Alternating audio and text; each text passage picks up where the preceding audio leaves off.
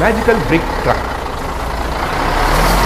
Bridge Behera के गांव के बाहर एक ईंटों का कारखाना था। उसका मालिक का नाम था मिश्रा। वो उधर ईंटों को जलाकर उनके लॉरी में आपूर्ति करता था।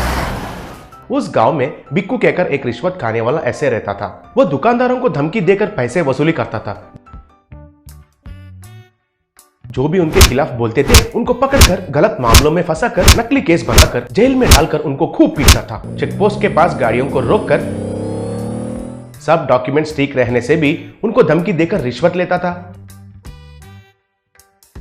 एक बार मिश्रा ईंटों को लॉरी में जा रहा था तो चेकपोस्ट के पास एसए ने उनको रोका। सर, ये क्या है सर? मेरे गाड़ी के सारे कागजात तो सही है ना सर? आप भी मुझे पहचानते हैं ना सर? मेरे व्यापार अच्छा नहीं चल रहा है सर और मैं मुसीबत में हूँ सर। आप ऐसे हर बार रिश्वत पूछे तो कहाँ से लेकर आना है सर? क्यों रे, टीवी सीरियल ज्यादा देखते हो क्या? अच्छा डायलॉग तो बोल रहे हो। तुम मेरे जान पहचान वाले हो और तुम्हारा डॉक्यूमेंट सब सही है, फिर भी मुझे जो देना है वो देना ही पड़ेगा, नहीं तो अच्छा नहीं होगा बच्चों। ये तो बहुत अन्याय है। आपको ये पुलिस का नौकरी करने में शर्म नहीं लग रहा है क्या? इस बार मैं रिश्वत नहीं देता हूँ, आपका तरीका बदलना होगा सर। तब बिक्कू उसे खींचकर एक मारा और क्यों बे, मुझे ही नैतिकता सिखाते हो? घमंडी कहीं का। अभी तुम्हारा गाड़ी को सीज करता हूँ, जाकर तुम्हारे बाप को कंप्लेंट करो, कहकर मिश्रा को सिर से पैर से धक्का मारा। तब बेचारा मिश्रा कुछ नहीं कर सका और उधर से चला गया। ईंटों के कारखाने के पास मिश्रा को फोन आया। दूसरा तरफ से एक लेडी कॉन्ट्रैक्टर फोन में मिश्रा से, मिश्रा क्या हुआ है? अब तक ईंटों का लोड नहीं पहुंचा? हमारी कंस्ट्रक्शन कंपनी में सही टाइमिंग बहुत इम्पोर्टेंट है कहकर आपको मालूम है ना। अगली बार ऐसा हुआ तो मैं आपको ऑर्डर्स नहीं दूंगी। बाद में मुझे गलत मत समझना। तुरंत लोड को भेजिए, कहकर फोन रख दिया। हे भगवान, 6 महीने का कॉन्ट्रैक्ट है। अगर सही हुआ तो मेरा परिवार का हालत अच्छा होगा, लेकिन गाड़ी के बिना मैं कैसे डिलीवरी करूं? अगर कोई दूसरा ट्रक किराए पर लेना है तो मेरे पास इतना पैसा तो नहीं है। अगर लिया तो भी कुछ भी नहीं बचेगा। अब मुझे क्या करना है? कहकर दुखी होने लगा। तब आकाशवाणी कुछ कहने लगी। बेटा तुम दुखी मत हो। तुम्हें क्या मुसीबत आई है मुझसे कहो, मैं तुम्हारी मदद करूंगी। तब मिश्रा उसके साथ जो हुआ था वो आकाशवाणी को बताया। बेटा तुम चिंता मत करो, अब से तुम्हें गाड़ी की जरूरत नहीं पड़ेगी। जब गाड़ी ही नहीं है तो उसका डीजल और मेंटेनेंस का खर्चा भी नहीं होगा। तुम्हारी ईंट खुद एक ट्रक जैसा बदलकर अपने आप डिलीवरी हो जाएंगे और तुम्हें उसे चलाने की भी जरूरत नहीं होगी। तथास्तु। तब मिश्रा आसमान में देखकर प्रणाम किया। बाद में उधर ईंट हवा में उड़कर एक ब्रिक ट्रक जैसा बदल गए। अरे वाह, कितना अच्छा है। ये सपना है या हकीकत? लेकिन इसे चेकपोस्ट से नहीं बल्कि और कुछ रास्ते से ले जाना होगा, नहीं तो वो कमीना ऐसे बीच में पकड़ लेगा, सोचा। तब मिश्रा उसके ऊपर चढ़ा। तब वो ब्रिक ट्रक अपने आप चलने लगी। मिश्रा लेफ्ट बोले तो लेफ्ट, राइट बोले तो राइट घूमने लगी। ऐसे वो साइट में पहुंचा। बाद में ट्रक रूप के ईंट उधर एक जगह में इकट्ठा हो गए। ऐसे मिश्रा रोज ईंटों को साइट में डिलीवरी करने लगा। एक बार ट्रक पे जाते हुए मिश्रा को रास्ते में बिक्कू उनके बाइक पे जाते हुए रोका। अरे ये क्या? ये तो अजीब है। ये अपने आप कैसे चल रहा है? ये कोई टेस्ला का ऑटोमेटिक गाड़ी है क्या? चेकपोस्ट के रास्ते से क्यों नहीं जा रहे हो मिश्रू? रिश्वत देकर तुम्हारा गाड़ी को नहीं लेके जाओगे क्या? रुको, अब इस ट्रक को ले जाता हूँ तो तुम जैसे भी करके मेरे पास आओगे। ऐसे सब ऐसे मत करो साहब, ये एक जादुई ब्रिक ट्रक है, कहकर उसके बारे में सब कुछ समझाया। क्यों रे, मैं तुमको इतना एड़े जैसा दिख रहा हूँ क्या? ठीक है, एक काम करो, कल मैं तुम्हारे जगह पर आता हूँ। कल मेरे लिए एक ब्रिक जीप को तैयार करो। अगर वो ब्रिक का जीप मुझे नहीं दे पाया तो मुझे रिश्वत का पैसा देना पड़ेगा। जाओ तैयारी करो जल्दी, कहकर चेतावनी दिया। अगले दिन मिश्रा बहुत दुखी हो रहा था। बेटा मुझे सब कुछ समझ में आया। अगर वो एसआई बिक्कू आया तो वो जीप मैं तैयार करके देती हूँ, तुम चिंता मत करो। वो फिर से इस जन्म में तुम्हारे आसपास नहीं आएगा, ऐसा मैं करती हूँ, ये मेरा वादा है। तब मिश्रा आकाशवाणी को प्रणाम किया। इतने में भिक्कू उधर आया। तब ईंट हवा में उड़कर एक जीप का रूप में बदल गए। तब भिक्कू हैरान होकर, अरे वाह, ये क्या हो रहा है? मैं यकीन नहीं कर पा रहा हूँ। ठीक है, अभी के लिए मैं तुमको छोड़ देता हूँ। मैं जब भी पूछता हूँ तब मुझे कई तरीके के गाड़ियाँ बना के देना पड़ेगा, नहीं तो अच्छा नहीं होगा बच्चों मिश्रू, कहकर चेतावनी दिया। तब बिक्कू उस जीप में चढ़कर बैठ गया तो वो जीप अपने आप चलने लगी। वो देखकर बिक्कू बहुत खुश होने लगा। इतने में अचानक उस जीप का रफ्तार बढ़ गया था और वो जीप तेजी से जाने लगी। तब बिक्कू घबरा गया और अरे बाप रे, ये क्या इतना स्पीड से जा रहा है, रुक जाओ रुक जाओ। कहकर चिल्लाने लगा। इतने में वो जीप गोल गोल घूमने लगा।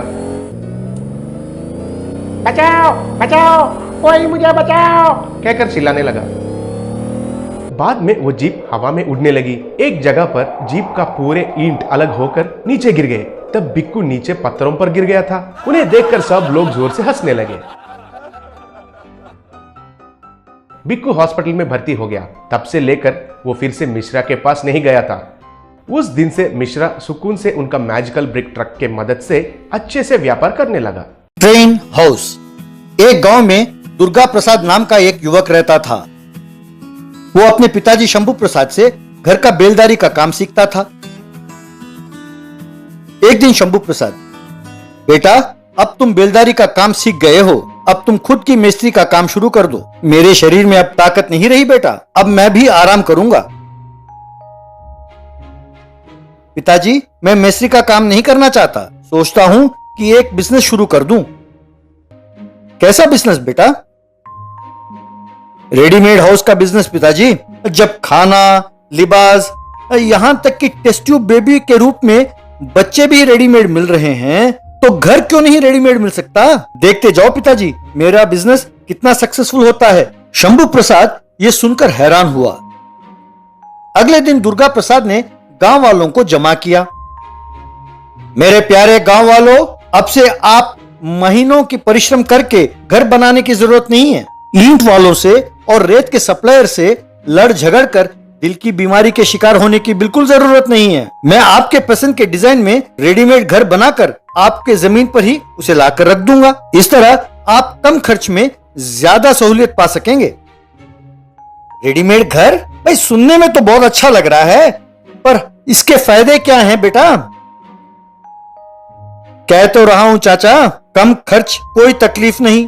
इतना ही नहीं, आप जिस शहर या गांव में ट्रांसफर होकर जाएंगे अपने साथ अपने घर को भी ले जा सकते हैं। अब से यहाँ घर बेचकर वहां बनाने की जरूरत नहीं पड़ेगी आप लोगों को। इतना ही नहीं, मैं जो घर बनाऊंगा उसके लिए खास सिक्योरिटी सिस्टम भी लगाऊंगा। आप जब घर पर ना हो, यदि कोई आपके घर के दरवाजे या खिड़की को तोड़ने की कोशिश करेगा तो तुरंत पास वाले पुलिस स्टेशन में अलार्म बजेगी। इसलिए यदि आप जल्दी ऑर्डर देंगे तो 1 महीने के अंदर घर बनाकर आपको दूंगा। ये आइडिया अच्छा लगा तो बहुत सारे लोगों ने घर का ऑर्डर भी दिया। 1 महीने बाद दुर्गा प्रसाद ट्रकों में वो घर डिलीवरी करने लगा। उन घरों को उनकी जमीन पर रखने लगा। उन रेडीमेड घरों को देखकर ओनर्स बड़े खुश हुए। उस गांव में तिजोरी नाम का एक चोर रहता था। वो ये सब हंगामा देख रहा था। उसका असिस्टेंट बची, उस्ताद इस गांव में सब रेडीमेड घर ही खरीद रहे हैं, कहते हैं कि ये सब हाई सिक्योरिटी घर हैं। लगता है कि अब इस गांव में चोरी करना मुश्किल है, कोई और गांव ढूंढ लेते हैं उस्ताद। अरे बाची, दरवाजे और खिड़की तोड़ने से ही तो अलार्म बजेंगे ना, अगर हम वो घर ही उठा लें तो? क्या कह रहे हो उस्ताद? हाँ यार, जिस तरह दुर्गा प्रसाद वो घर उठाकर लाया और यहाँ पे रखा, उसी तरह हम भी उस घर को उठा ले जाते हैं। तब घर में रखे हुए पैसे और सामान के साथ साथ घर भी अपना हो जाएगा। उन घरों को दूसरे राज्यों में ले जाकर बेच देंगे। कैसा है मेरा प्लान?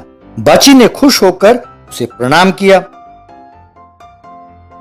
उस दिन से तिजोरी रात को जिस घर में कोई नहीं होता था, उस घर को ट्रक में लाद कर वहां से ले जाता था। यूं वो हर रोज 1-2 घरों को उठाकर ले जाने लगा। कुछ दिनों बाद उस गांव में बहुत सारे घर गायब हो गए। उन घरों के मालिक ने आकर एसआई को कंप्लेंट किया। अरे ये कहां की मुसीबत है भाई? घर से पैसे और गहनों की चोरी तो मामूली बात है, पर यूं घर की चोरी मैंने अपनी सर्विस में कभी नहीं देखा। वैसे ये समझ में नहीं आया कि वो चोर इन घरों को कहां छुपा रहा है।